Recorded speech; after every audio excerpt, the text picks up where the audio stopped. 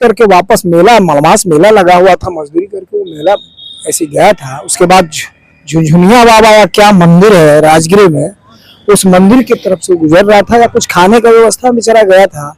उसको झूठा सरकार से मैं मांग करना चाहता हूं कि उसका भविष्य तो खत्म हो गया, उसके परिवार का जो उस पर आश्रित थे उनका क्या होगा। इसलिए मैं सरकार से, वर्तमान सरकार से मांग करता हूं कि उस दलित परिवार हमारे राज्य में और देश में जाति के बल पर आज देख रहे हैं यूनिवर्सिटी है, कॉलेज है, यूनिवर्सिटी कहीं भी है, बहाली है, सरकारी बहाल में उसमें मार्क्स जो मिलता है उसमें भी अब तो जो परीक्षा लेने वाले शिक्षक नहीं सही है। जाना ही चाहिए। जब आप हिंदू, एक तरफ आपके जब चुनाव का वारी आता है, वक्त आता है, तो आप कहते हैं कि सभी हिंदू हैं, सभी हिंदू हैं, आज वो दलित हो गए, वो मंदिर में नहीं जा सकते।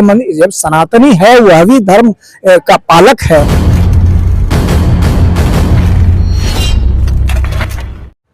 नमस्कार साथियों, मैं रविंद्र कुमार। आप देखना शुरू कर चुके हैं बेनिफिट टीवी।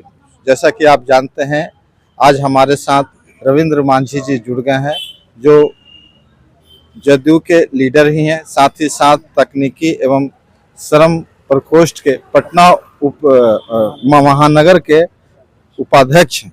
आइए इनसे हम बातचीत करेंगे, क्या कुछ समस्याओं के बारे में। सर, क्या कुछ वहाँ राजगीर की जो घटना घटी है उस पर क्या कुछ मतलब आपकी प्रतिक्रिया है सर? राजगीर में जो घटना घटी है बहुत ही दुर्भाग्यपूर्ण घटना है। इसे बहुत ही दुर्भाग्यपूर्ण और जघन्य अपराध कहेंगे इसको। एक दलित समाज का बच्चा, वो दो बच्चे थे, पिंटू और श्रवण पासवान, जो बेचारे मजदूरी करके वो उनका घर चलता था और मजदूरी करके वापस मेला मलमास मेला लगा हुआ था, मजदूरी करके वो मेला ऐसे गया था। उसके बाद झुनझुनिया बाबा या क्या मंदिर है राजगीर में, उस मंदिर की तरफ से गुजर रहा था या कुछ खाने का व्यवस्था में चला गया था। उसको झूठा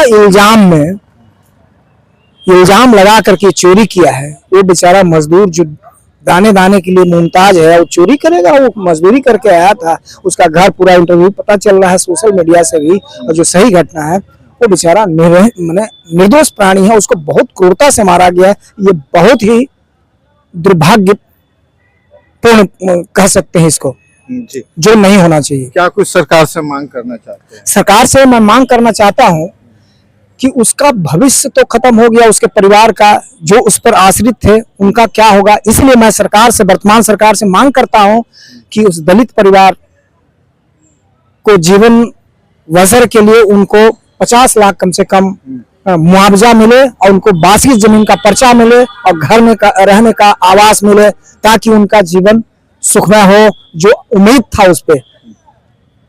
जी, जिस तरह से आजकल जो देख रहे हैं, लोग कहता है कि जातिवाद अब नहीं है, फिर भी जातिवाद के नाम पे मॉब लिंचिंग हो रही है, क्या कैसी इस घटना को कैसे देखते हैं? ये जातिवाद है, ये कहना गलत होगा कि जातिवाद नहीं, अभी नहीं रहता तो ये काम पूछ के, जाति पूछ के उसमें हथियार से वार किया गया, हाथ पैर से वार किया गया, बेरहमता से उसको मारा है जाति पूछ के। यदि ये दूसरे बिरादरी के लोग होते, जात के होते, तो उन पे शायद ऐसा नहीं किया जाता। जो जाति नहीं कहा है, जाति तो कूट कूट के भरा हमारे समाज में, हमारे राज्य में और देश में। जाति के बल पर आज देख रहे हैं यूनिवर्सिटी है, कॉलेज है, यूनिवर्सिटी कहीं भी है, बहाली है, सरकारी बहाल में उसमें मार्क्स जो मिलता है उसमें भी अब तो जो परीक्षा लेने वाले शिक्षक होते हैं, कॉपी जांच करने वाले, वो भी जब टाइटल देखते हैं कि ये है SC ST से है, तो उनको मार्क्स कम कर देते हैं ताकि इसका स्कोरिंग कट ऑफ मार्क्स कम रहे। जाति कहाँ नहीं, जाति का इतना प्रभाव है कि हर क्षेत्र में, चाहे नौकरी हो या ना हो, जहाँ कहीं भी हो, जाति का दंश झेल रहा है। क्या मजदूर और दलित वर्ग को मंदिर में जाना या भोज खाना या उसमें शामिल होना ये सही नहीं है क्या? क्यों नहीं सही है? जाना ही चाहिए। जब आप हिंदू, एक तरफ आपके जब चुनाव का वारी आता है, वक्त आता है, तो आप कहते हैं कि सभी हिंदू हैं, सभी हिंदू हैं, आज वो दलित हो गए, वो मंदिर में नहीं जा सकते। जब सनातनी है, वह भी धर्म का पालक है, तो मंदिर में क्यों नहीं जा सकता हो? क्यों नहीं प्रसाद खा सकता? उसको अधिकार नहीं है क्या?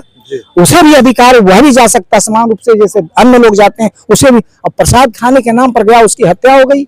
इससे और दुर्भाग्य क्या हो सकता है इस राज्य का?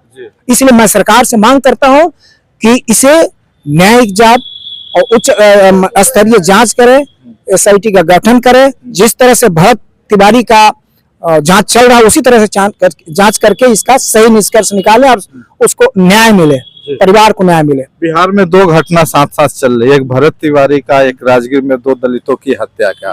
तो दोनों में से आप देख रहे हैं कि ज्यादा जो सरकार के तरफ जो है, सरकार एसआईटी भी गठन कर दी, तमाम भरत तिवारी को हो गया, लेकिन यहाँ जो दलितों की जो हत्या है उस पर सरकार उदासीनता बरत रही है। ये नहीं होना चाहिए, ये बिल्कुल उदासीनता है, ये नहीं होना चाहिए। मैं हालांकि एनडीए के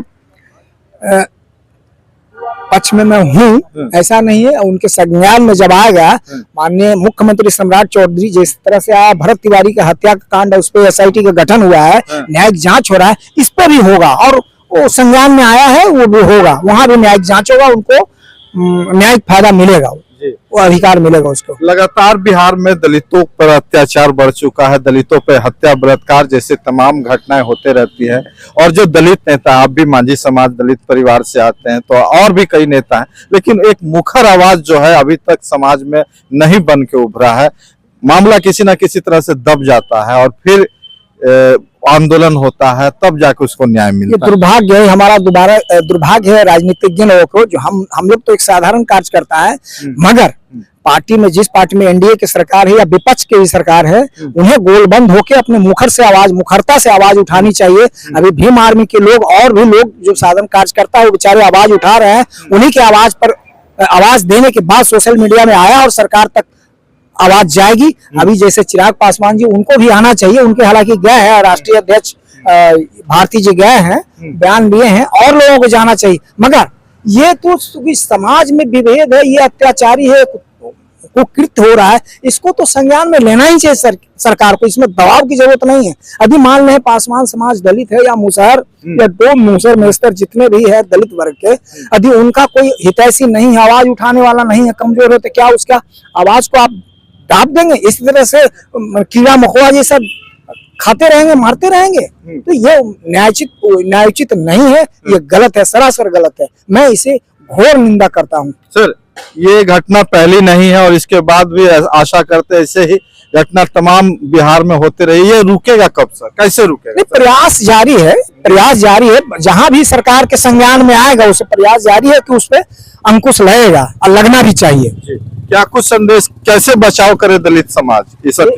ये दलितों को एकजुट होना होगा, अपने वोट के ताकत को समझना होगा कि हम एकत्रित नहीं रहेंगे, भेड़ियों के भीड़ में नहीं रहे।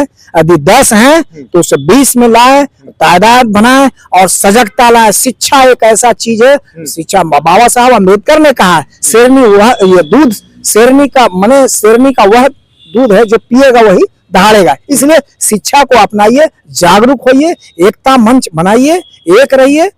अनेक रहेंगे तो कटेंगे, एक रहेंगे तो सब बच जाएंगे। चलिए, बहुत बहुत धन्यवाद। ये थे हमारे साथ रविंद्र मांझी, जो जदयू के वरिष्ठ लीडर है, साथ ही साथ ये अच्छे वक्ता भी है और समाज सेवक भी है। बाकी आपका वीडियो कैसा लगा कमेंट करके जरूर बताएं। ये राजगीर घटना जो दुखद घटना है, जो कि देश में या राज्य में इस तरह की घटना नहीं होनी चाहिए। अगर दुर्भाग्यपूर्ण से हो चुका है तो इसको रोकने का प्रयास करना चाहिए, ज्यादा से ज्यादा लोगों तक ये वीडियो पहुंचे ताकि लोगों में जागरूकता है। बहुत बहुत धन्यवाद हमसे बातचीत करने के लिए। आपको भी धन्यवाद।